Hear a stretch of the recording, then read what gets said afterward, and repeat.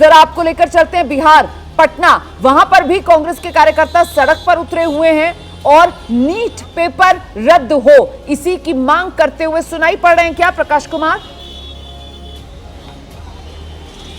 बिल्कुल रोमाना, जो हमारे साथ हैं शरबत जहां फातिमा है, जो महिला प्रदेश अध्यक्ष हैं कांग्रेस की। ये बताइए कि आप लोग सड़क पर उतर गई हैं पटना के इनकम टैक्स गोलंबर पर, क्या मुख्य मांग है? क्या लगता है कि मांग मानी जाएगी? न्याय, सिर्फ न्याय, बच्चों के लिए न्याय, युवाओं के लिए न्याय। जिस तरह से हमारे नेता ने कहा था अभी इलेक्शन के टाइम में कि युवाओं को न्याय, महिला न्याय, किसान न्याय, तो आज युवाओं को न्याय दिलाने का समय है।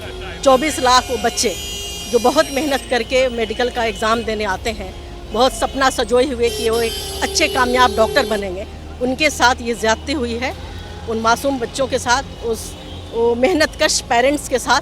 तो हम लोग उनके साथ खड़े हुए हैं उनको न्याय दिलाने के लिए। जब तक उनको न्याय नहीं मिलेगा, हमारी ज़िला यूनिट, ब्लॉक यूनिट से लेकर के दिल्ली यूनिट तक हम लोग का संघर्ष जारी रहेगा। ये संघर्ष है रोमाना, लेकिन सबसे बड़ा सवाल यही है कि बिहार में न सिर्फ कांग्रेस बल्कि जेडीयू ने भी मांग रख दी है, और जेडीयू के नेताओं का कहना है कि नीट परीक्षा जो हुई है इसमें धांधली हुई है, प्रश्न पत्र लीक हुआ है, बाकायदा इसे रद्द करने की मांग हो रही है। तो जाहिर है कि अब बिहार में भी जेडीयू और कांग्रेस के सुर मिल रहे हैं नीट परीक्षा को रद्द किए जाने की मांग को लेकर के। तो क्या ये दबाव केंद्र में जो शिक्षा मंत्री हैं उसमें दबाव में आएंगे? क्या नीट परीक्षा को रद्द की जाएगी, दोबारा परीक्षा लिए जाएंगे? सबसे बड़ा सवाल आज के दिन में यही है। हमें कई फोन कॉल आ रहे हैं जिसमें सवाल यही पूछा जा रहा है, क्या रद्द होगा या नहीं रद्द होगा? सबके बीच प्रकाश कुमार जरा ये भी बताइए कि जिस तरीके से बिहार में ये पूरा का पूरा जो नीट में गड़बड़ियों का मामला सामने आया, और इसको लेकर खासतौर से डिप्टी सीएम बिहार के बीजेपी से आते हैं विजय सिन्हा, उनकी तरफ से सीधे निशाने पर तेजस्वी यादव के पीएस जिसने कमरा बुक कराया था इस आरोपी के लिए, उसके जरिए तेजस्वी यादव पर वार किया गया। वो सियासत किस दिशा में आगे बढ़ती हुई नजर आ रही है? जी बिल्कुल रोमाना, बहुत सही सवाल है, क्योंकि ये पूरे मामले में दो पहलू हैं। एक प्रश्न पत्र लीक जिसमें माफिया है, और दूसरा जो माफिया को संरक्षण दे रहा है जिसमें तेजस्वी पर भी आंच आई है। हम सीधे शर्मा जहां से ही सवाल लेते हैं। आपके जो बिहार में नेता हैं गठबंधन के, तेजस्वी यादव पर सवाल उठ रहा है कि उनके पीएस जो बिहार प्रशासनिक सेवा के हैं, उनकी साठगांठ थी सिकंदर यदुबंदी से, जो खुद इस मामले में शरीक हैं और संलिप्तता है। तो आपको लगता है कि आपके नेता पर भी आंच उठ रही है? केंद्र में उनकी सरकार, प्रदेश में उनकी सरकार, जांच करा ले। अगर इल्जाम लगाया है तो जांच, इल्जाम नहीं, बाकायदा उसके प्रूफ दिए गए, प्रमाण दिए गए, प्रमाण दिए गए हैं। जांच कराइए, अरेस्टिंग कीजिए, कार्रवाई कीजिए, कार्रवाई कीजिए। अगर आंच आई है तो उसको दूध का दूध, पानी का पानी ला करके जनता के सामने रखना होगा ना। लेकिन तेजस्वी जी को भी तो सफाई देनी चाहिए कि उनके पीएस इसमें इन्वॉल्व है या नहीं? तेजस्वी जी को सफाई तब देनी पड़ेगी जब सारी चीजें सामने आ जाएगी, अरेस्टिंग हो जाएगी सब प्रूफ के साथ। सिर्फ कह देने से नहीं होता या इल्जाम लगा देने से नहीं होता। ये तो यूयू जांच कर रही है ना, ये कोई एजेंसी जांच कर रही है, जो जांच एजेंसी। वो एजेंसी, हमने क्या कहा कि सब कुछ केंद्र में उनकी सरकार, प्रदेश में उनकी सरकार, तो वो जांच कराएं, जो भी सामने आएगा उसके साथ हम लोग खड़े हुए हैं। तेजस्वी का नाम आ रहा है इसमें, आप लोगों को लग रहा है कि कुछ गलती हो रही है? का नाम आ नहीं रहा है, नाम लाया जा रहा है। प्रकाश कुमार, जांच कराइए ना, हम तो प्रकाश कुमार कर रहे हैं। ये जो मांग विपक्ष की तरफ से की जा रही है बिहार में, कांग्रेस की तरफ से, आरजेडी की तरफ से, जांच कराइए, जो दोषी है उस पर एक्शन लीजिए। सवाल यहां पर ये उठता है कि विजय सिन्हा डिप्टी सीएम बिहार के, कल वो सामने आते हैं, वो तेजस्वी पर निशाना साधते हैं, किसके जरिए? प्रीतम के जरिए। प्रीतम कौन है? तेजस्वी के पीएस हैं। लेकिन प्रीतम तेजस्वी के जो पीएस हैं वो तो सरकार की तरफ से ही नियुक्त है ना, वो तो बिहार प्रशासनिक सेवा के ही अधिकारी है ना। तो इस पर एक्शन तो बिहार सरकार को पहले ले लेना चाहिए ना। ये जो मांग की जा रही है कि साहब तेजस्वी यादव एक्शन लें, फिर तो यही सवाल पूछा जाएगा, राजनीतिक खेल खेला जा रहा है क्या? अपनी जान बचाने के लिए तेजस्वी यादव को का चेहरा आगे किया जा रहा है क्या?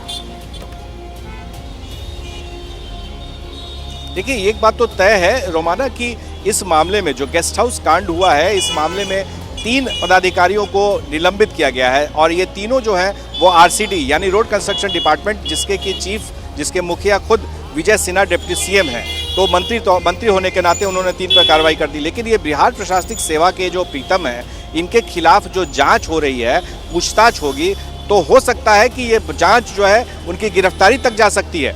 लेकिन पहले ईओयू के सामने जो मामला आया है उसको देखना होगा कि ईओयू किस तरह से इस जांच को आगे बढ़ाती है। और दूसरी बड़ी और अहम खबर है कि 25 जून को पटना की अदालत में यहाँ पर सिविल कोर्ट में ये अगली सुनवाई होगी और कोर्ट ने बाकायदा केस डायरी मांग लिया है जो एनएच गेस्ट हाउस को लेकर के है। तो दो प्रक्रियाएं एक साथ चल रही है, एक कानूनी प्रक्रिया कोर्ट में और दूसरी इन्वेस्टिगेशन। तो देखना होगा कि कैसे आगे बढ़ता है मामला और कहां तक पहुंचता है। मुद्दे को लेकर चर्चा कर रही थी तो मैंने यही सवाल पूछा, जेडीयू की नेता हमारे साथ मौजूद थी और उन्होंने यही जवाब दिया कि साहब ईओयू ने बुला लिया है प्रीतम को भी, उनसे भी पूछताछ की जाएगी। मेरा सवाल दरअसल इसी ओर रेखांकित करने के लिए था कि साहब आप प्रेस कॉन्फ्रेंस कर देते हैं और ईओयू उसी शख्स को लेकर जिसको लेकर आप प्रेस कॉन्फ्रेंस करके निशाना तेजस्वी यादव पर साध रहे हैं, जो नेता विपक्ष है, उसे अभी बुलाएगी, उससे भी पूछताछ करेगी। और ये जो भी आपने जानकारी दी कि साहब जो डेप्यूटी सीएम है विजय सिन्हा, उनके विभाग के अंतर्गत आने वाले ये 3 लोग जिनको उन्होंने सस्पेंड भी किया है, ये मामला तो कमरा गलत तरीके से बुक कराने के मामले में सस्पेंशन हुआ है ना, इसका पेपर लीक से सीधा तो कोई कनेक्शन नहीं है। ये भी जरा क्लैरिटी दीजिए। जी हाँ बिल्कुल रोमाना, देखिए 2 पहलू इस पूरे प्रकरण में। एक पहलू यह है कि जो प्रश्न पत्र लीक कराए गए हैं, जो माफिया इन्वॉल्व हैं, जो लोग जो सॉल्वर गैंग गिरोह इसमें इन्वॉल्व है, उनकी एक अलग जांच चल रही है जिसका कि ईओयू जांच कर रहा है। लेकिन दूसरी तरफ यह है कि इस प्रक्रिया में कौन वैसे शख्स लोग थे जिन लोगों ने संरक्षण दिया, इस प्रश्न पत्र लीक के माफियाओं के साथ इसके साठगांठ थे, क्या उसमें प्रश्न पत्र लीक मामले में उन लोगों तक भी बात पहुंचेगी जिन लोगों ने संरक्षण दिया, क्या उनके बच्चे भी इसमें शामिल थे इस परीक्षा में, या उनके कोई रिलेटिव शामिल थे? तो अगर वो शामिल थे, अगर प्रीतम कुमार के कहीं से भी इस तरह के रिश्ते नज़र में आएंगे तो जाहिर है कि उनके खिलाफ भी कार्रवाई होगी। लेकिन फिलहाल साठगांठ और संरक्षण दिए जाने के मामले में तेजस्वी यादव के पीएस वो इसमें संलिप्तता में सामने बातें आ गई हैं, बाकायदा प्रमाण दिए गए हैं डिप्टी सीएम की तरफ से, और ये देखना होगा कि ये जो प्रमाण दिए गए हैं इस पर आगे किस तरह से ईओयू जांच करती है। प्रीतम कुमार से बातचीत और जांच के दोहरा दूं कि वो कमरा बुक कराने को लेकर वो प्रमाण है जो सामने आए हैं, और ऐसे में एक तरफ मामला गेस्ट हाउस का कमरा बुक कराने का, दूसरी तरफ मामला पेपर लीक का, जिसको लेकर करीब 24 लाख के आसपास छात्र हैं जिनका भविष्य यहां पर दांव पर लगा हुआ है। नीट की परीक्षा रद्द हो, ये छात्रों की तरफ से सीधे तौर पर मांग की जा रही है। पेपर लीक के ही आधार बनाकर जब नेट यूजीसी की परीक्षा 24 घंटे के भीतर रद्द की जा सकती है, तो फिर नीट की परीक्षा अब तक रद्द क्यों नहीं की जा रही, जबकि उसमें एक के बाद एक इतनी अनियमितताएं सामने आ गई हैं। पेपर लीक के सबूत एनडीए की सरकार है बिहार में, और वहां पर जो ईओयू जांच कर रहा है उसी को मिल गए हैं। जो आरोपी है उसने खुद कबूल कर लिया है कि हां उसने पेपर लीक करवाया, फिर भी अभी तक परीक्षा रद्द नहीं है।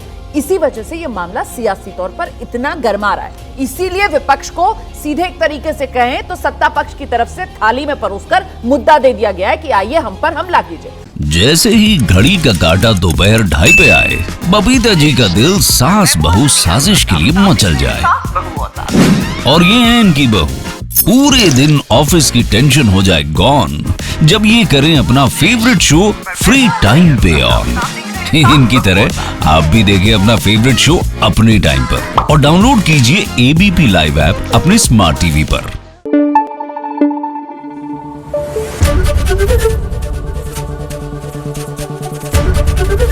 एबीपी न्यूज आपको रखे आगे।